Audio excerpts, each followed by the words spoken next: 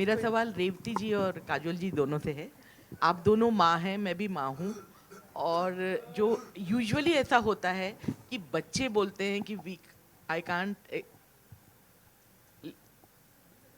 बच्चे बोलते हैं कि हम आपके बिना नहीं रह सकते।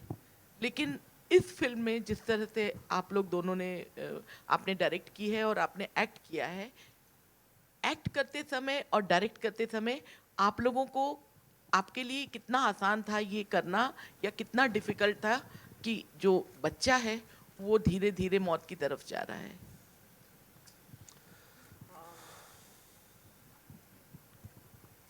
ये सवाल मैं आपको बता दूं, यही वजह थी जो मैंने रेवती मैडम को पहले ना कर दी थी। I have to tell this story.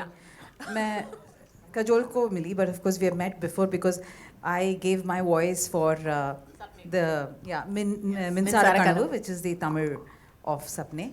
So after all that, she said, Revati, I'm listening to this because it is you, but I'm not going to do this film. So I just smiled. ठीक है, आप सुन लो. फिर समीर जी जो नहीं रोए उस narration में, उन्होंने पूरा स्क्रिप्ट पढ़ा. उसके बाद cajole comes out and says, अरे बट यू नो ये जो गाना है वो उसका मैं गाऊंगी, एंड देन शी और मेरा ड्रेस ऐसा होना चाहिए. तो भी मैं मुस्कुराती रही. आई रियलाइज दैट उनके जो अंदर जो माँ है, जो एक्टर है, she had actually accepted it. फिर उसके बाद उसका जो बुद्धि है पता नहीं. तो मैं अभी अपना जवाब बताती हूँ. मेरा वर्जन सुनिए. ये वर्जन 2.0 है, मेरा वर्जन 1.5 है.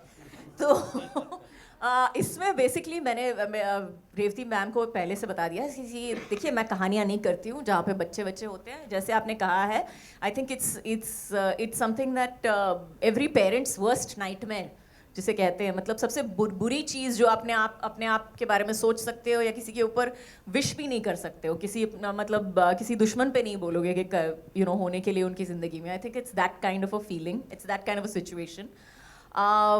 But I don't know, it's the way the script was written, and I have faith in Revati ma'am because उन्होंने पहली भी एक पिक्चर बनाई थी जो बहुत बहुत पहले, और उस वक्त जो पिक्चर बनाई थी वो मैंने देखी थी मुश्किल से, बट लेकिन मैंने देखी थी और मुझे इतनी पसंद आई थी कि मैंने सोच लिया था कि if she ever approaches me for a film, of course I don't have the guts to say no to her, but if she ever approaches me for a film, she will be the kind of director that I would love to work with.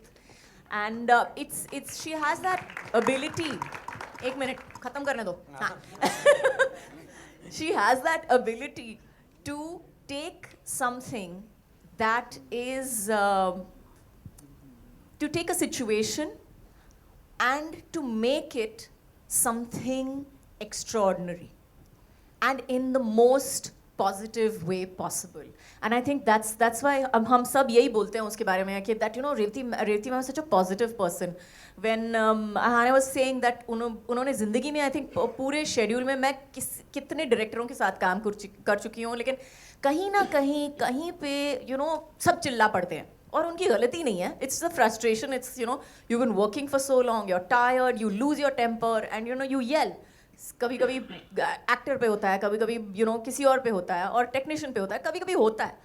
लेकिन Revati ma'am को हमेशा हर दिन 9 बजे सुबह से लेकर 9 बजे रात को आपने कभी उनकी आवाज़ ऊंची नहीं सुनी, उनका चेहरा कभी शांत से ऊपर गया नहीं, और मैंने अगर कुछ जोक्स क्रैक करने की कोशिश भी की तो हंसी भी थी.